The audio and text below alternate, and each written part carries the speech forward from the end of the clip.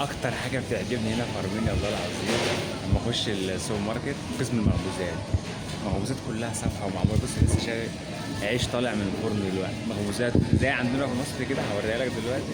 لسه طالعه وصفحه من الفرن، والناس كلها واقفه وبتعبي. الحاجات كلها صفحه، يعني اوريك جزء كده منه. بص هنا قسم المخبوزات، شايف العيش الفينو ده عيش صابح باين عليه وريحته حتى، واسعاره رخيصه على فكره. لما يكون مخبوز بيكون سعره رخيص. هنا في قسم الحلويات اهوت، المخبوزات حلويات اهي، تحسها عندنا في مصر. بيقول لك عبي وشيلها. شايف لسه طالعين من الفرن اللي هناك دول سخنين لسه عشان. وهنا اهو العيش لسه طالع والمخبز جوه بيطلعوا منه. فدي صراحه من احسن الحاجات اللي انا بحبها هنا في ارمينيا، انك اخش على المخبز وتاخد حاجه صبحه وتاخد حاجه فريش، والريحه اصلا بتجذبك من غير حاجه حتى لو انت مش عايز.